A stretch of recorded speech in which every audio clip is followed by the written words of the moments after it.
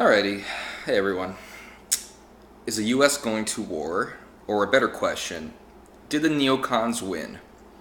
I was going to do a video in the past about this, and it deals with Nikki Haley, who's the ambassador to the UN.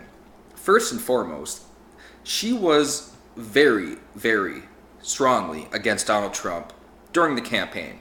She was an anti-Trumper.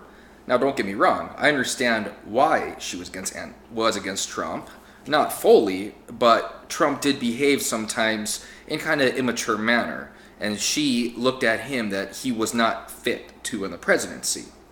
I understand that when someone's president and they nominate people to certain positions, sometimes their ideologies, not their ideologies, their policies might not always align together. I understand that.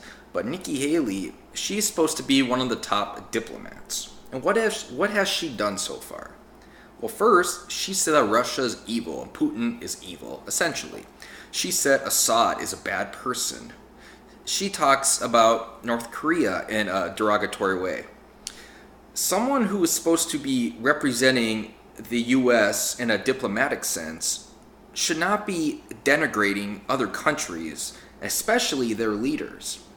I thought we wanted to approach things in a new diplomatic light.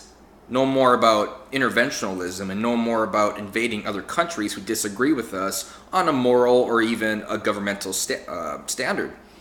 But Nikki Haley is the antithesis of this. Nikki Haley is the antithesis of everything Trump ran on in the campaign. I am shocked. I am truly shocked that Trump still has her as a U.S. ambassador.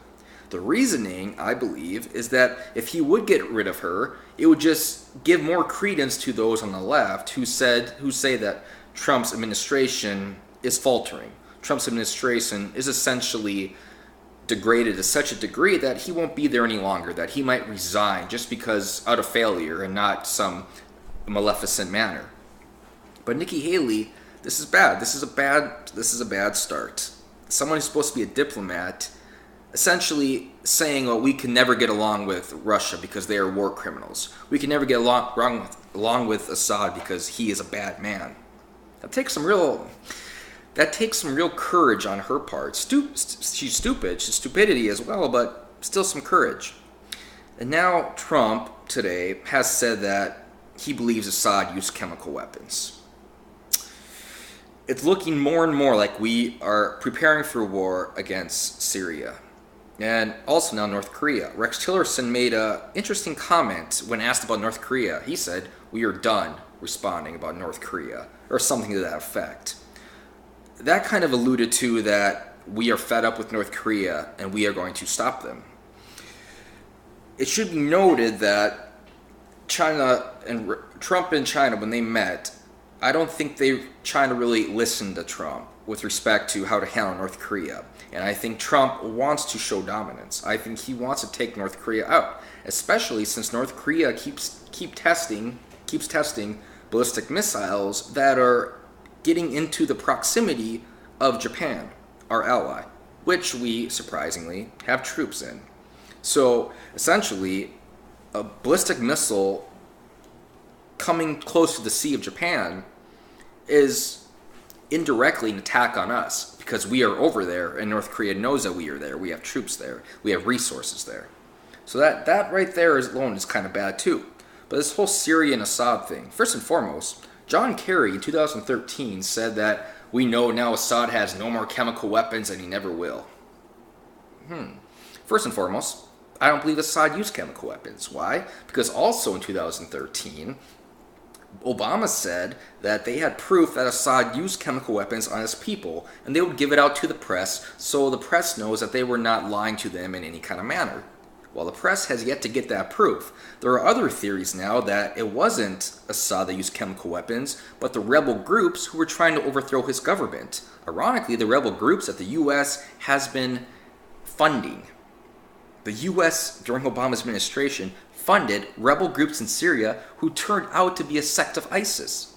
ISIS weapons are U.S. weapons that are left in Syria or that were given to Syrian rebels who, instead of helping our interests, went to ISIS interests. And what do you think would happen when you give weapons to a Muslim country when we know that there are terrorist sects in Muslim countries that want to completely destroy the United States? Is it really that far of a leap to believe that if you could somehow give these people weapons, that you could modify their behavior, that they would look at you in a more benevolent light instead of enemies of their religion, enemies of the Muslim Brotherhood? You know, it's not really a hard leap to figure out, but it seems that this was neglected by Obama administration, and now it also seems like the Trump administration foreign policy is starting to also agree with that approach. We have been funding the rebels in Yemen, and we know that the rebels in Yemen are part of Al-Qaeda. We know that Obama administration funded the rebels in Syria, and we know that they were part of a sect of ISIS. We don't know if Assad used chemical weapons, but that is the contention, because Assad is a bad guy, just as Haley, because Ambassador Haley said so, and she said that Russia is a bad guy. And it's coincidental that Russia and Assad are allies, so by default, Russia is now an enemy of the US. And I don't think it helps with the fact that this whole Russia-America investigation into Trump is happening at this time, because this might actually make Trump push some distance between the US and Russia, so he doesn't reinforce that claim that there is collusion between Trump and Russia, Trump and Putin, if you will. So this doesn't look good.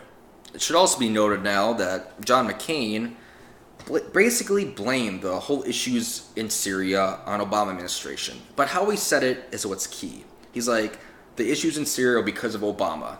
But he said it in a way that we have to clean up the issue now. Obama made the mess, so we have to clean up the mess. That was the kind of connotation of it, if you will. That America has to go over there now and fix what Obama administration did. So, did the neocons win? It's possible. It's possible. McMaster's, the NSA, National Security Advisor, he talks with John McCain a lot. North Korea is causing issues. Trump doesn't want to be bullied. I think the neocons might be winning this one so far. As soon as Michael Flynn was surprisingly removed, things started turning for worse with respect to foreign policy. So hopefully we can turn it around. Hopefully we don't go into more unnecessary war, especially with Syria, which would piss off Russia, which would increase tensions even more. And also North Korea, because China is friends with North Korea, which would piss China off, and we could have a global dispute. And I'm done.